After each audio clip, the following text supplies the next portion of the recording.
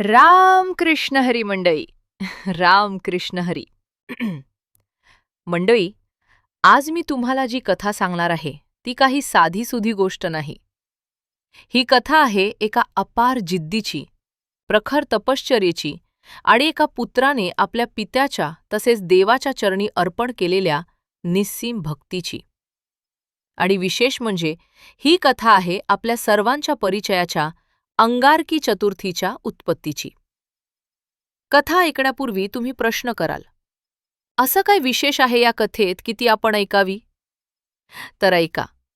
आपल्या धर्मशास्त्रात लिहिलंय की ज्यांच्या आयुष्यात कर्जाचा डोंगर झाला आहे, ज्यांच्या घरात सतत भांडणं आणि कटकटी होत आहेत, ज्यांच्या मुलामुलींना विवाह जुळत नाहीये, ज्यांना जन्मपत्रिकेमध्ये मंगळ ग्रहाचा त्रास आहे किंवा इतर कुठलीही संकटं आहेत, अशा लोकांनी ही कथा फक्त एकदाच, होय फक्त एकदाच शांत चित्ताने आणि पूर्ण श्रद्धेने शेवटपर्यंत ऐकावी.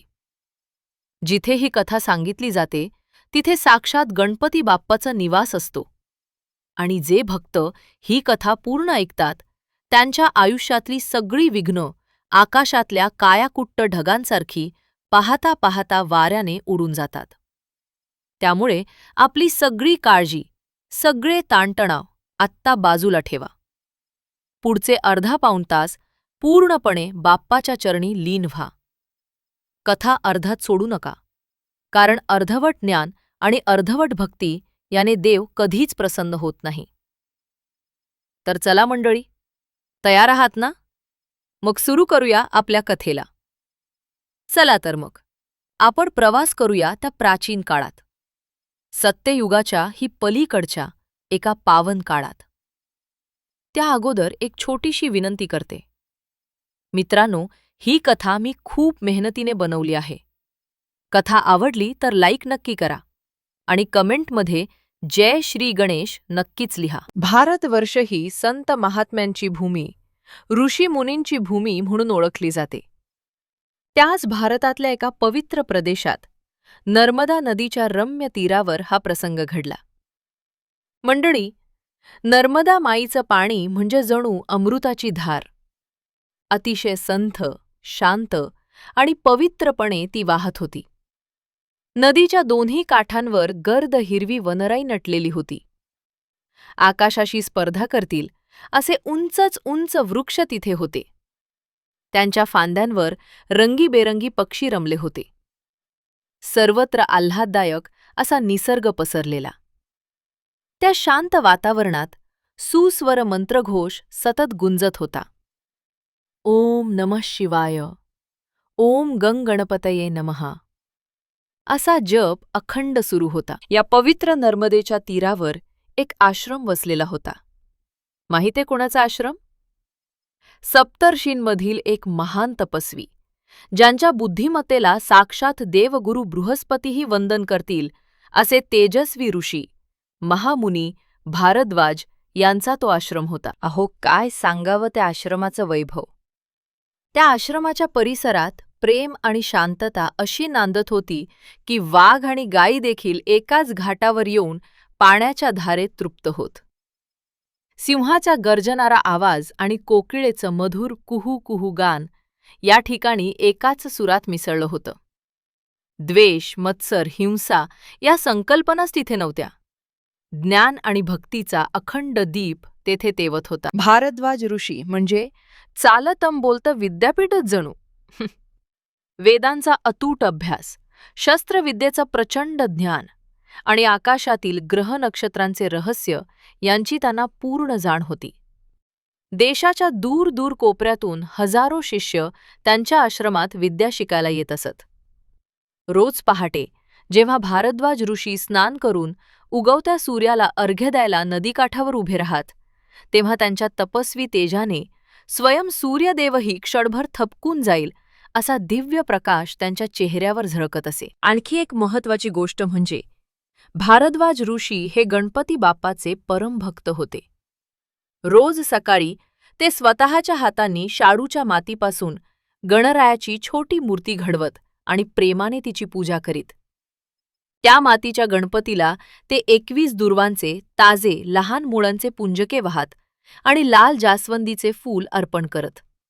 त्यानंतर तासनतास ते बाप्पाच्या ध्यानात लीन होत असत.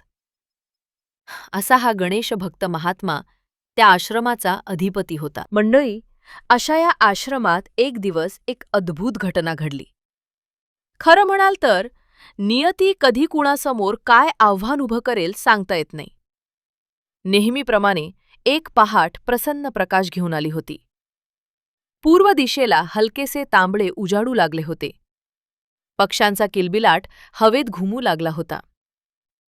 भारद्वाज ऋषी दररोजच्या नित्यकर्माप्रमाणे नर्मदेच्या निर्मळ पात्रात स्नानासाठी उतरले.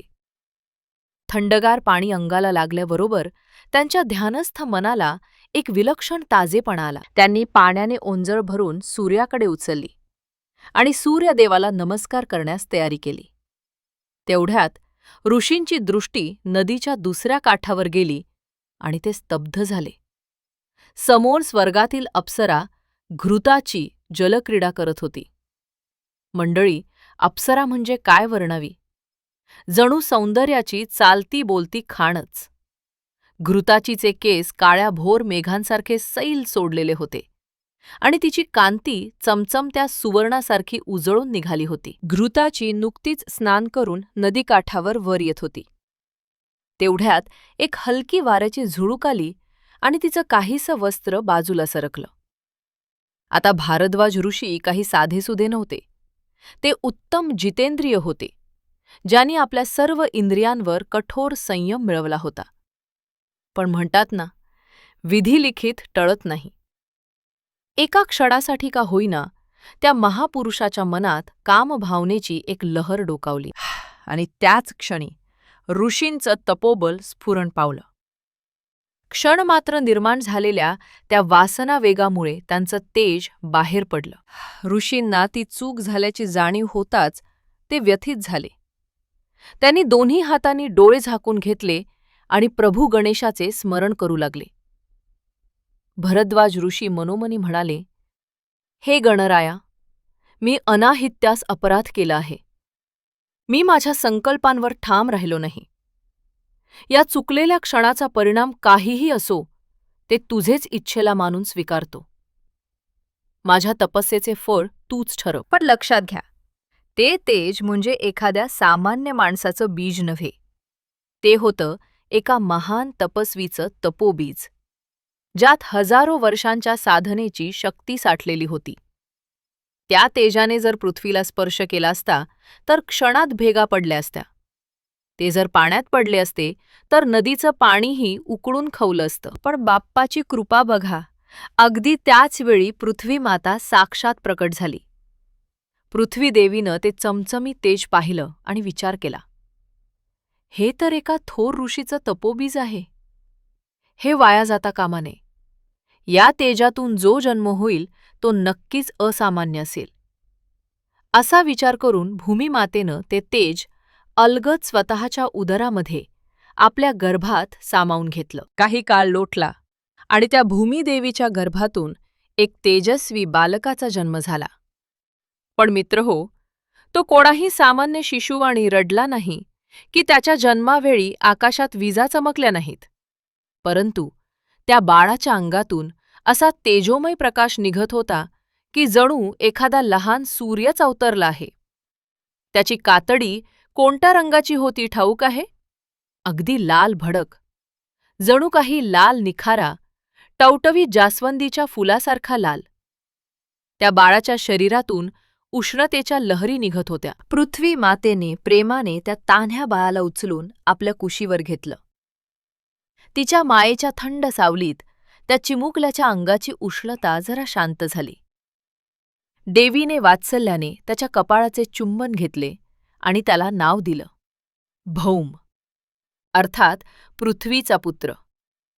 पण त्या बालकाचा लाल रंग पाहून ती त्याला प्रेमाने अंगारक असेही म्हणू लागली. पृथ्वी देवीला उमजलं की हा मुलगा तिचा असूनही त्याच्या पालनपोषणासाठी योग्य स्थान ऋषींच्या आश्रमातच आहे. तिने विचार केला, हा माझा पुत्र असला तरी याचे पिते भारद्वाज ऋषी आहेत. या बालकाला योग्य ज्ञान, शिस्त आणि संस्कार देण्याची क्षमता केवळ त्यांच्यातच आहे. असा निर्धार करून ती पृथ्वी देवी त्या तेजस्वी तान्हुल्याला उराशी धरून भारद्वाज ऋषींच्या आश्रमाकडे निघाली. त्या दिवशी संध्याकाळच्या सुमारास भारद्वाज ऋषी आपल्या आश्रमातील पवित्र यज्ञकुंडाजवळ ध्यानस्थ अवस्थेत बसले होते. इतक्यात आश्रमाच्या दाराजवळ एक तेजस्वी स्त्री प्रकट झाली. साक्षात पृथ्वी माता स्वतः बालरूपातल्या अंगारकालाच कडेवर घेऊन तेथे येऊन ठेपली होती. ऋषीवर, तिने मंद आवाजात हाक मारली. भारद्वाज ऋषींनी डोळे उघडले आणि समोरचं दृश्य पाहून आश्चर्यचकित झाले. पृथ्वी माता त्यांच्या समोर उभी आणि तिच्या बाहुपाशात लाल पुष्ट तेजाने उजळलेलं एक सुंदर बालक. पृथ्वी देवीने पुढे होत विनम्र स्वरात सांगितलं, हे महात्मन, हा आपला पुत्र आहे. आपल्या तेजातून आणि माझ्या गर्भातून याचा जन्म झाला आहे. कृपया या बालकाचा स्वीकार करा. याला आपल्या आश्रमात वाढवा आणि आपल्यासारखं प्रकांड पंडित, महान तपस्वी बनवा. भारद्वाज ऋषी काही क्षण काहीच बोलू शकले नाहीत. त्यांच्याच तेजापासून जन्मलेलं एक निष्पाप बाळ त्यांच्यासमोर होतं. त्यांनी दोन्ही हात पुढे करत वात्सल्याने त्या बाळाला आपल्या छातीशी कवटाळलं. त्या तपस्वी पित्याच्या डोळ्यात आनंदाश्रू उभे राहिले. हर्षभरीत कंठाने ते फक्त इतकंच म्हणू शकले, ये माझ्या बाळा. आजपासून तू माझ्या आश्रमातच राहशील. मी तुला या विश्वातलं सर्व ज्ञान शिकवीन, सर्व कलांनी निपुण बनवीन. भूमिमाता ते दृश्य पाहून सुखावली. तिने ऋषींना नमस्कार केला आणि बाळावर प्रेमाने हात फिरवून आशीर्वाद देत अदृश्य झाली. अशा प्रकारे अंगारक ऋषींच्या आश्रमात वाढू लागला.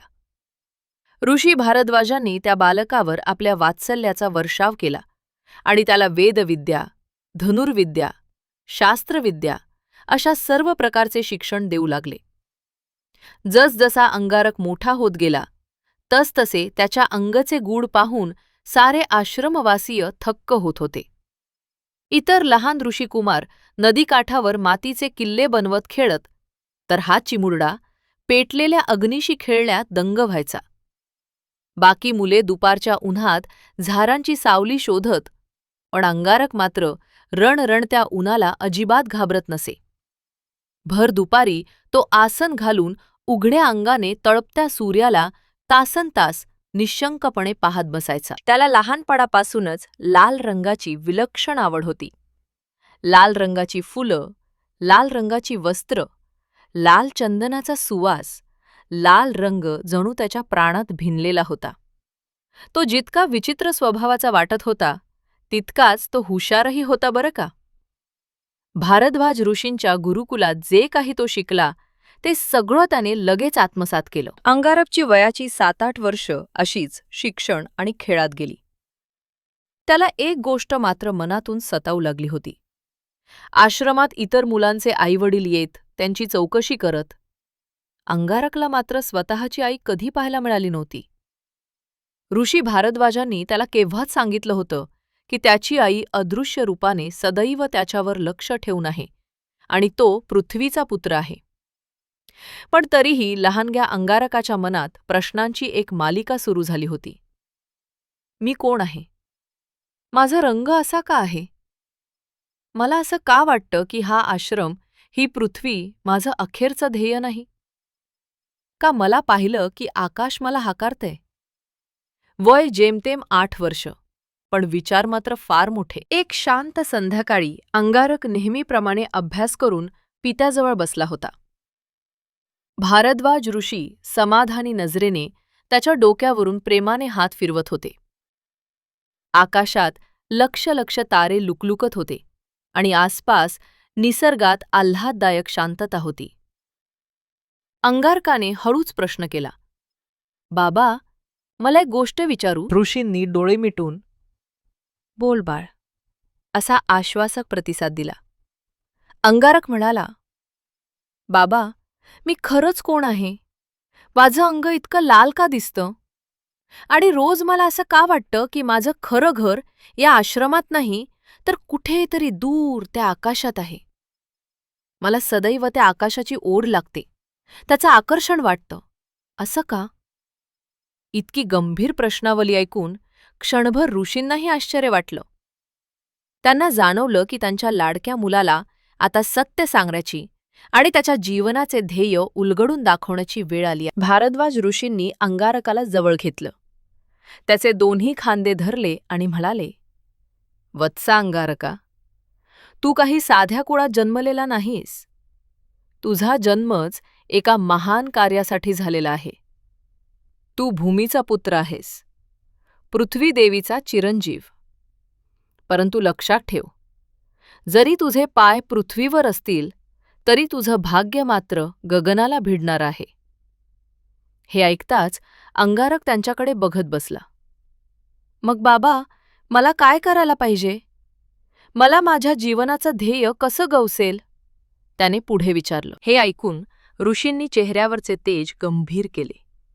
ते म्हणाले, "बाळा, या भूतलावर मनुष्य जे काही मिळवू इच्छितो ते मिळवायचा एकच महान मार्ग आहे. तो म्हणजे तपश्चर्या. कठोर साधना आणि भक्तीशिवाय कोणतंही महान फळ मिळत नाही. तुला तुझी खरी ओळख पटवायची असेल, स्वत्व गवसवायचं असेल, तर तुला त्या देवतेची आराधना करावी लागेल, जी या संपूर्ण सृष्टीचं मूलाधार आहे, जी बुद्धीची लात्री आहे आणि जी सर्व विघ्नांचं हरण करणारी आहे." अंगारक अजूनही भारावलेल्या अवस्थेतच होता. तो कुठल्या देवतेबद्दल बोलत आहेत हे त्याला क्षणात उमगलं नाही. "बाबा, कोण आहे ती देवता?" त्याने विचारले. ऋषी भारद्वाजांनी दोन्ही हात जोडले, डोळे बंद केले आणि उद्गारले, "तो म्हणजे माझा लाडका गजानन, आपला श्री गणेश." हे नाव ऐकताच अंगारकानेही आदराने हात जोडले. गणपती बाप्पाचे नाव ऐकल्यावर त्याच्या अंतःकरणात एक नवीनच उर्मी संचारली. त्याच क्षणी भारद्वाज ऋषींनी अंगारकाला एक महान संकल्प सोपवण्याचं ठरवलं. त्यांनी अंगारकाला नदीवर जाऊन स्नान करून यायला सांगितलं. अंगारक स्वच्छ स्नान करून आल्यावर त्यांनी त्याला लाल रंगाचे नवीन वस्त्र नेसवले. आश्रमातील देवकक्षेत गणपतीच्या मूर्तीसमोर एका पाटावर बसवून घेतलं. मग डोळे मिटून आणि पूर्ण चित्त एकाग्र करून ऋषींनी आपल्या शिष्यपुत्राच्या कानात एक बीजप मंत्र उच्चारला. ओम गम गणपतये नमः. बाप्पाचं हे शक्तिमंत नाम मंत्ररूपानं अंगारकाच्या कानात पडताच त्याला अंगभर रोमांच उठले. जणू त्याच्या अंतरात्म्याला विद्युत शक्ती प्राप्त झाल्यासारखं त्याने अनुभवलं. ऋषी भारद्वाज म्हणाले, "बाळा अंगारका, हा गणेश मंत्र आता तुला दिला आहे. हा मंत्र म्हणजे संपूर्ण ब्रह्मांडाची शक्ती वाहून नेणारी नदी आहे. आता तुझे कार्य एकच.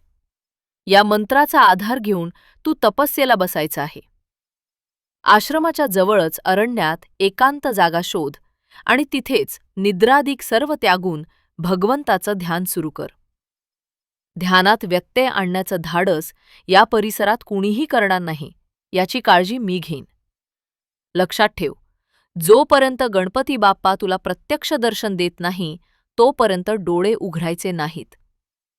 ऊन पडे, वारा सुटे, मुसळधार पाऊस कोसळो, जंगली प्राण्यांचा वावर असो किंवा प्रचंड भूक आणि तहान लागो, काहीही झालं तरी तुझे तप पूर्ण होत नाही तोवर तू डगमगता कामा नये." आपल्या पित्याच्या मुखातून निघणारा प्रत्येक शब्द अंगारकाने काळजात कोरून ठेवला. अंगारकाने नम्र भावाने वडिलांच्या पायांवर डोकं ठेवलं. अश्रूंनी त्यांचे पाय पवित्र केले आणि ठाम निर्धाराने उद्गारला, "बाबा, ज्याच्या दर्शनासाठी कुठल्याही किमतीवर मी आतुर आहे, तो बाप्पा जेव्हा भेटणार नाही तोवर हा अंगारक तिथून हलणार सुद्धा नाही." भारद्वाज ऋषींनी त्याला हृदयाशी कवटाळलं. कपाळावर प्रेमाचा हात ठेवला आणि मनोमन गणरायाला प्रार्थना केली की माझ्या लेकराचं रक्षण कर आणि त्याला सुखरूप दर्शन दे. हळूहळू तो लहान तपस्वी अरण्याकडे प्रस्थान करण्यास सज्ज झाला. मंडळी, बोलणं जितकं सोपं असतं तितकं करणं कठीण असतं.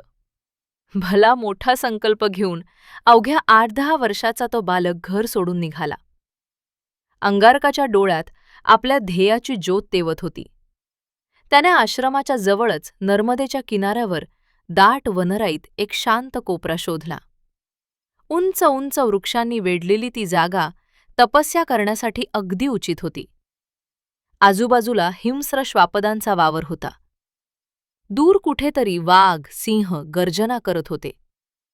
पण अंगारकाच्या मनात आपल्या बाप्पाच्या नावाचा असा काही दृढ धीर होता की त्याला कोणतीही भीती वाटेना. त्याने त्या निर्मनुष्य जागेवर जमिनीवरच कुशीचा आसन घातला. डोळे मिटले आणि पद्मासन अवस्था घेतली. शरीर स्थिर केलं, श्वास रोखला आणि मनाचा संपूर्ण केंद्रबिंदू एकच जागी नेऊन ठेवला, आपल्या प्रिय गणरायाच्या चरणी. हळूहळू त्याच्या मुखातून जप सुरू झाला.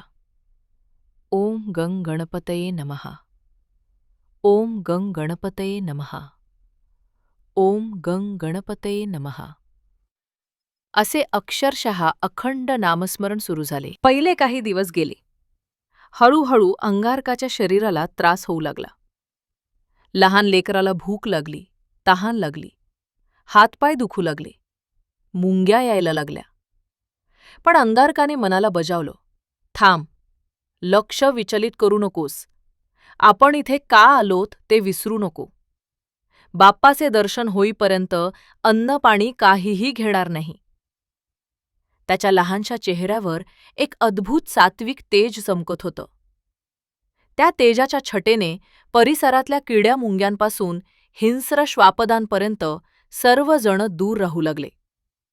काही जण तर त्याच्या आजूबाजूलाच शांतपणे बसून असायचे. हळूहळू दिवस, महिने बनले आणि काही काळात वर्षसुद्धा सरू लागली. ऋतूंची चक्रे फिरू लागली तरी अंगारक अडोल उभा होता. उन्हाळा आला तेव्हा आकाशातून जणू अंगार बरसू लागले. वैशाख महिना. रणरणतं ऊन पृथ्वीचा सत्यानाश करू लागलं. जिकडे पाहावं तिकडे सुकलेली, जळालेली झाडं, तप्त जमीन, निघालेला रखरखाट.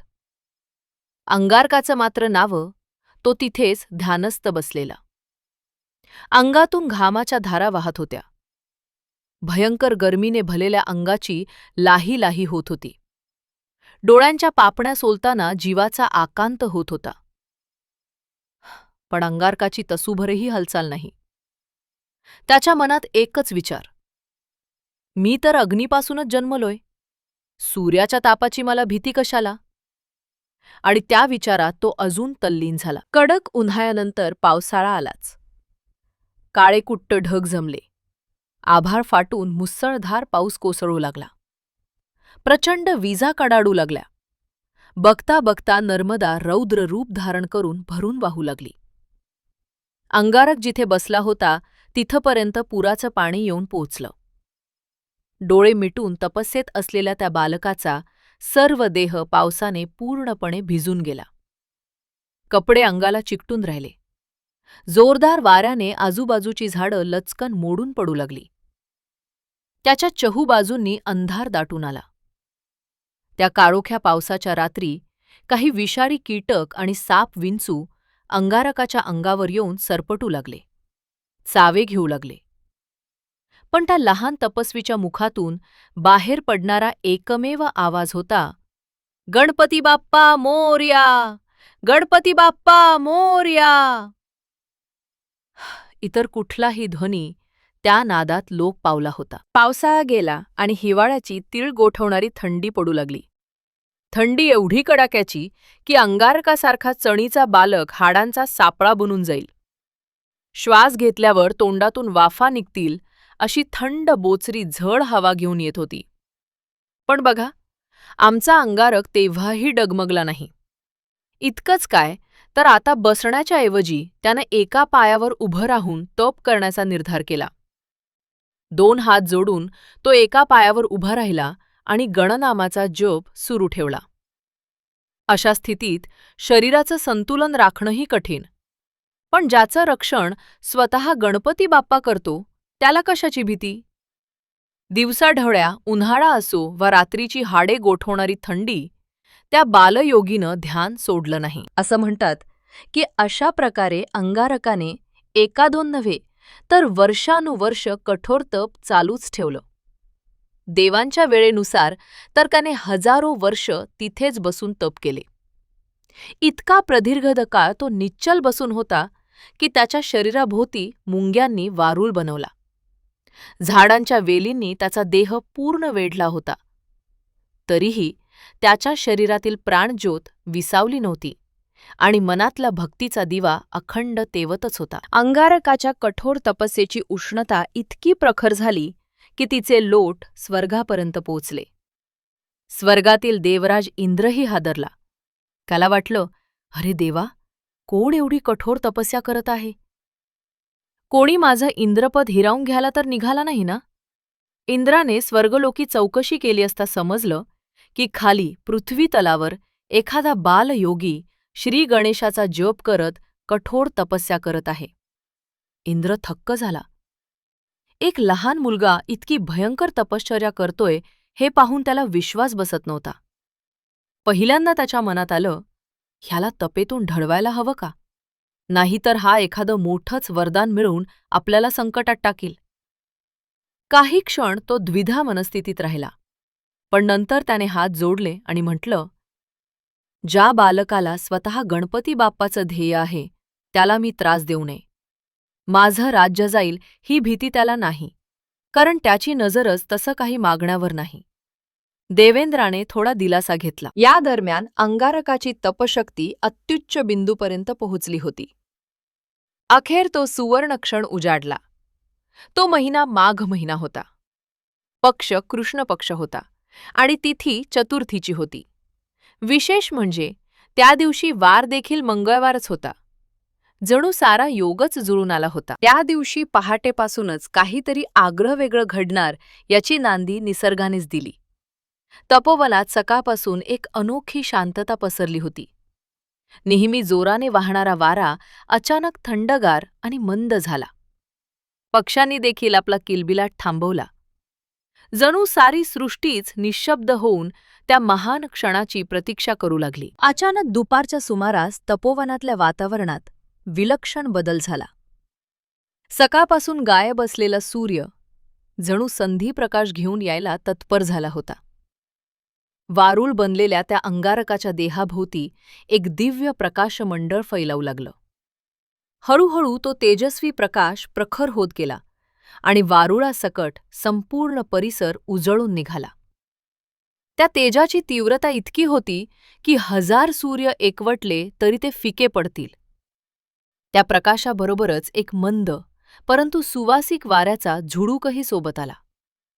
त्या वाऱ्याबरोबर वातावरणात दरवळला तो एक अद्भुत गंध, कस्तुरीचा मादक सुवास, लाल जास्वंदीच्या फुलांचा ताजा घमघमाट आणि दुर्वांच्या पवित्र सुगंधाचा मिश्र परिमळ. तेवढ्यात एक गंभीर आणि घनगंभीर ओंकाराचा नाद आसमंतात घुमला. अंगारकाच्या देहात सूक्ष्म एक कंपन जाणवला. त्या नादानं त्याची समाधी सावध झाली.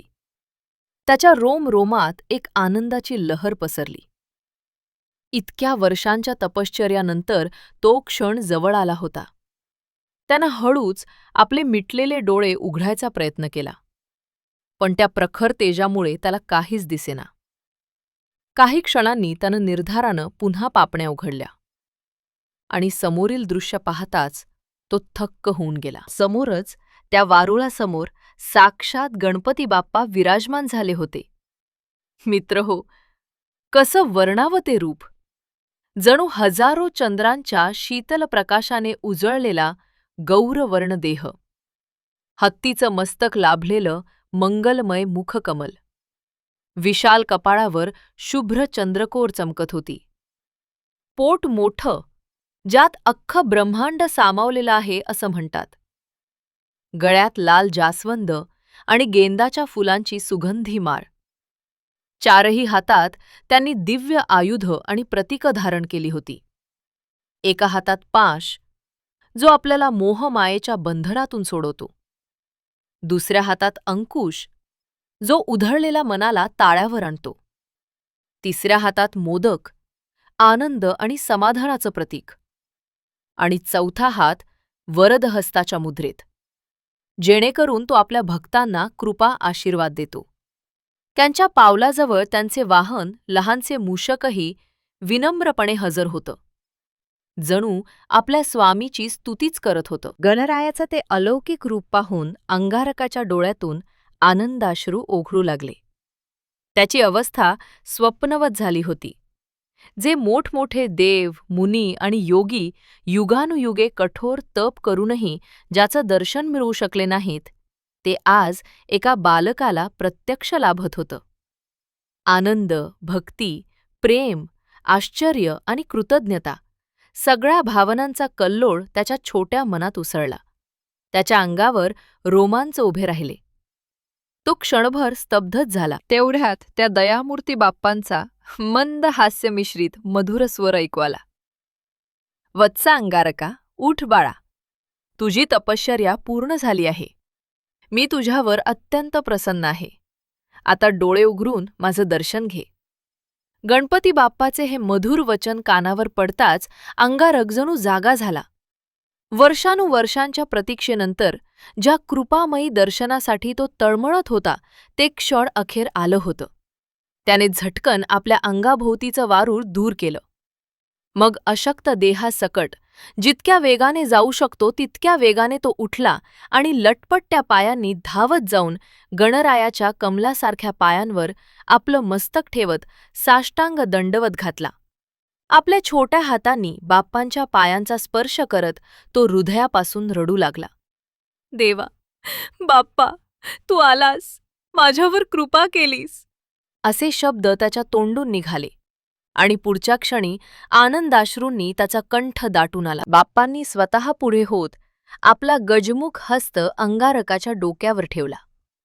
प्रेमाने त्याला उचलून उभं केलं आणि स्वतःच्या पितांबराने त्याचे अश्रू पुसले. गणपती बाप्पा आपल्या लाडक्या भक्ताकडे पाहत हसत मुखाने म्हणाले, "वत्सा अंगारका, माग काय हवं ते माग. त्रैलोक्याचा मुकुट हवाय का तुला? इंद्र ब्रह्मादिकांचं राज्य हवंय की अमरत्व हवंय? अष्टसिद्धी नवनिधी हव्यात? सांग बार, आज गणपती तुझ्यावर मेहरबान झालाय. आज मी देणार आहे आणि तू मागणार आहेस. मागितलंच पाहिजे मला." एवढं ऐकताच अंगारकाने दोन्ही हात विनयाने जोडले. त्याच्या डोळ्यात अजूनही आनंदाश्रू होते, पण चेहऱ्यावर परमतृप्तीची छटा होती. तो नम्रपणे म्हणाला, "हे गणराया, हे विघ्नहर्त्या, मला राज्य, पैसा, बळ काहीच नकोय. तुझं हे मनोहर रूप माझ्या डोळ्यात भरून राहिलंय. यातच मला विश्वाचं सार मिळालं. ज्याच्या दर्शनासाठी थोर थोर योगी जन्मोजन्मी भटकत राहतात, त्या तुझ्या मोहमयी मूर्तीचं दर्शन आज मला झालं. यापेक्षा मोठं भाग्य ते काय?" गणपती बाप्पा आनंदाने हसले. म्हणाले, "बाळा अंगारका, तुझी निस्सीम भक्ती पाहून माझं हृदय भरून आलं आहे. तू जगातील फार विरळा भक्तांपैकी एक आहेस, ज्याने स्वतःसाठी काहीही मागितलं नाही. पण हे लक्षात ठेव, इतकं कठोर तप करून देखील तू काहीच वर मागणार नाहीस असं होऊ शकत नाही. माझ्या आज्ञेचा मान राखून तुला काहीतरी वरदान घ्यावंच लागेल." बाप्पांचं हे प्रेमळ दटावणं ऐकून अंगारक काही क्षण विचार करू लागला. त्याचं कोवळं मन आत्ता इतरांसाठी काहीतरी भव्य कल्याणकारी मागण्यासाठी उत्सुक झालं. क्षणभराने अंगारकाने विनयाने म्हणलं, "हे गणपते, हे जगन्नाथ, जर आपण मला काही वर द्यायचेच ठरवलं असेल, तर मला असा आशीर्वाद द्या की जसा आज तू माझ्यावर प्रसन्न झाला आहेस, तसा कायमसाठी माझं नाव तुझ्या नावाशी जोडलं जावं. सूर्य आणि चंद्र या जगात असतील तोवर माझं नाव अमर राहो. भगवंता, माझ्या नावाने सतत तुझी आठवण भक्तांना होत राहो अशी कृपा कर." अंगारकाच्या या विलक्षण विनंतीने गणपती बाप्पा भारावून गेले. मनातल्या मनात त्यांनी त्या चिमुकल्या भक्ताचं कौतुक केलं आणि उद्गारले, "तथास्तु." गणपती बाप्पा त्याच्या भक्तावर अत्यंत प्रसन्न झाले होते. आपल्या करकमलांनी अंगारकाच्या डोक्यावर आशीर्वाद ठेवून त्यांनी स्पष्ट स्वरात 3 महान वरदान उच्चारले. पहिलं वरदान, अंगारका, तू पृथ्वीचा पुत्र आहेस, पण आता तुझे स्थान पृथ्वीवर नाही, तर नभोमंडळात असेल. आजपासून तू देवांच्याही मांडीला मांडी लावून बसेल आणि सर्व देवांना मान्य असा होशील. तू मंगळ ग्रह म्हणून ओळखला जाशील आणि नवग्रह मंडळाचा तू एक सेनापती असशील. तुझ्या देहाचं तेज आकाशात एक लाल ताऱ्यासारखं सदैव चमकत राहील. अंगारकाने हात जोडून वरदान स्वीकारलं. दुसरं वरदान. आजची तिथी चतुर्थी आणि वार मंगळवार आहे. बाळा, आजच्या दिवशी तू तुझ्या तपाने मला प्रसन्न केलंस. त्यामुळे आजपासून जेव्हा जेव्हा कृष्ण पक्षातील चतुर्थीला मंगळवार येईल, त्या दिवशीची संकष्टी अंगारकी चतुर्थी म्हणून ओळखली जाईल. हा तुझ्या तपाचा आणि माझ्या वरदानाचा महिमा असेल. जोपर्यंत सृष्टी आहे तोवर ही अंगारकी चतुर्थी अबाधित राहील. हे ऐकून अंगारकाचा ऊर अभिमानाने भरून आला. तिसरं आणि सर्वात महत्त्वाचं वरदान. वर्षभरात 24 संकष्टी चतुर्थ्या येतात. जे भक्त दर महिन्यातल्या संकष्टीचं व्रत करतात त्यांना माझी कृपा मिळते. पण बाळा अंगारका, ज्याच्यामुळे मला इतका आनंद झाला आहे त्या तुझ्या नावाने मी हे वचन देतो. जो कोणी भक्त केवळ एका अंगारकी संकष्टीचं व्रत श्रद्धेने पार पाडेल, त्याला वर्षभराच्या 24 संकष्टींचं पुण्यफळ मिळेल. ज्यांच्या जन्मपत्रिकेत मंगळ दोष आहे, ज्यांच्यावर कर्जाचं ओझं झालंय किंवा ज्यांची महत्त्वाची कामं अडकून पडली आहेत, अशा सर्वांनी जर या दिवशी मनापासून माझी पूजा करून माझं स्मरण केलं, तर त्यांच्या आयुष्यातली सगळी विघ्नं मी स्वतःच्या अंगावर घेईन. बाप्पांचे शब्द संपताच अंगारकाने आनंदाने गणपती बाप्पा मोरया असा जयघोष केला. त्या तान्ह्या भक्ताच्या नेत्रातून कृतज्ञतेचे अश्रू थांबेचनात. अशा रीतीने एका निस्सीम भक्ताच्या अपूर्व भक्तीने अंगारकी चतुर्थी हा मंगल दिवस प्रस्थापित झाला. गणपती बाप्पांनी आनंदाने आपल्या गळ्यातील फुलांचा हार काढून अंगारकाच्या गळ्यात घातला आणि त्याला आशीर्वाद देत अंतराळातील नवग्रहांच्या स्थानावर विराजमान केलं. तेव्हापासून आजपर्यंत मंगळ ग्रह गणपती बाप्पाचा प्रिय भक्त मानला जातो. म्हणूनच कोणत्याही शुभ कार्याच्या आरंभी आपण सुखकर्ता दुःखहर्ता बाप्पासोबतच मंगल ग्रहालाही वंदन करतो. तर मंडळी, हा झाला आपल्या अंगारकी चतुर्थीचा इतिहास. आता तुम्ही म्हणाल की उद्या आपल्या अंगारकी संकष्टीचा दिवस आहे, तो आपण कसा साजरा करायचा? कोणकोणत्या विधींनी, भक्तीने आणि भावनेने हा दिवस पाळायचा, याची माहिती घेणं तितकंच महत्त्वाचं आहे. कारण भाव असेल पण विधी चुकली तर फळ प्राप्त होत नाही, असं शास्त्र आहे. म्हणूनच आता जाणून घेऊया की उद्याचं व्रत कसं करावं. पहाटेची तयारी. अंगारकी संकष्टीच्या दिवशी पहाटे लवकर, शक्यतो सूर्योदयाच्या आधी उठावं. स्नानाच्या पाण्यात थोडंसं रक्तचंदन, लाल चंदन किंवा लाल जास्वंदाचं फूल टाकून त्या पाण्याने स्नान करावं. त्या दिवशी शक्यतो लाल रंगाचे स्वच्छ वस्त्र परिधान करावेत. लाल हा रंग गणपती बाप्पाचा आणि मंगळ ग्रहाचा आवडता रंग मानला जातो. त्यामुळे या दिवशी लाल रंग धारण करणं शुभ मानलं जातं. पूजा. घरातील देवघरात किंवा गणपतीच्या समोर पहिले गणरायाला स्नान घालावं. दूध, दही, तूप, मध आणि साखर या पंचामृताने गणपतीची भक्तिभावाने अभिषेक पूजा करावी. मग स्वच्छ पाण्याने मूर्ती स्नान घालून तिला हळद, कुंकू आणि चंदन लावावं. गणरायाला नवीन लाल वस्त्र किंवा उपरणे अर्पण केलं तर उत्तम.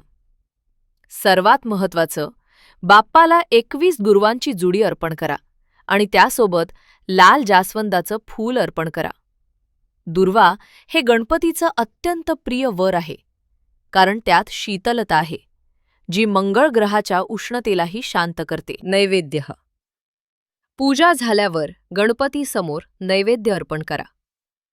बाप्पाला सर्वात प्रिय नैवेद्य म्हणजे उकडीचे मोदक. शक्य असल्यास 21 गरमागरम उकडीचे मोदक तयार करून अर्पण करा. ते जमलं नाही तर लाडू किंवा इतर कोणताही गोड नैवेद्य चालू शकतो. पण गणरायाला मोदकांचा विशेष प्रेम आहे हे लक्षात ठेवा. तसेच गूळ आणि नारळ यांचा नैवेद्य दाखवा. गूळ हा मंगळ ग्रहाचा कारक पदार्थ मानला जातो. म्हणून या दिवशी गूळ अर्पण करणे शुभ मानले जाते. उपवास. अंगारकी संकष्टीचा उपवास चंद्रोदय व्यापिनी असा असतो. म्हणजेच दिवसभर अन्न पूर्णतः त्यागायचं. काही भक्त या दिवशी पाणीही पित नाहीत. निर्जल व्रत. परंतु नवशिक्या भक्तांनी किंवा ज्यांना प्रकृतीची समस्या आहे त्यांनी पाणी, दूध, फळं यांचं सेवन करून उपवास करू शकतात. संपूर्ण दिवस मनात बाप्पाचं स्मरण ठेवायचं आणि शक्यतो ओम गंग गणपतये नमः किंवा गणपती बाप्पा मोरया असा जप करत राहायचा. चंद्रोदय होईपर्यंत अन्न किंवा अन्नाहार काहीच घ्यायचा नाही. चंद्रदर्शन आणि अर्घ्य. संध्याकाळी चंद्र उगवण्याची वेळ झाल्यावर चंद्रोदय बाहेर आकाशात चंद्रदेवाचे दर्शन घ्यावं. एक तांब्याचं भांडे स्वच्छ पाण्याने भरून घ्या. त्यात थोडं दूध, अक्षत म्हणजे तांदूळ, सुगंधी फूल आणि चिमूटभर चंदन टाका. मग अंगणात उभं राहून चंद्रदेवासमोर त्या तांब्यातील जल अर्घ्य म्हणून अर्पण करा.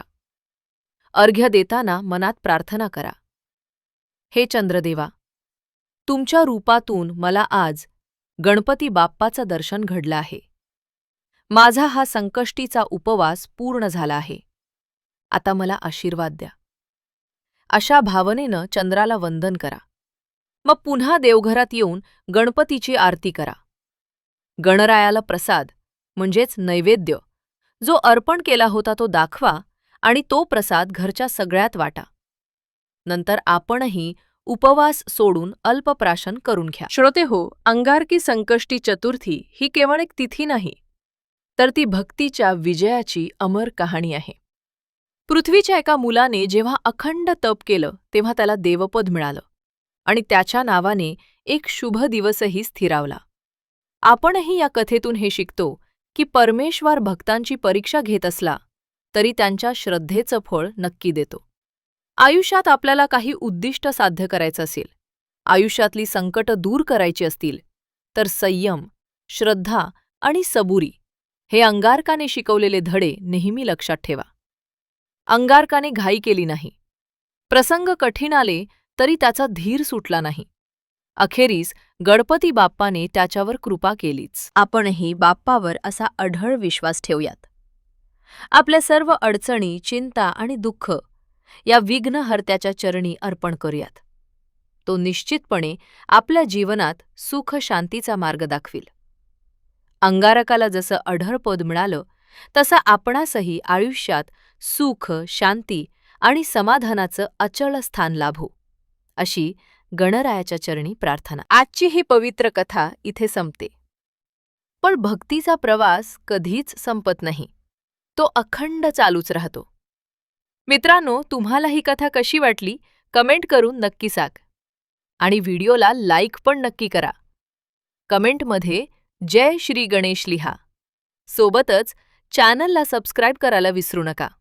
धन्यवाद. शुभम भवतु.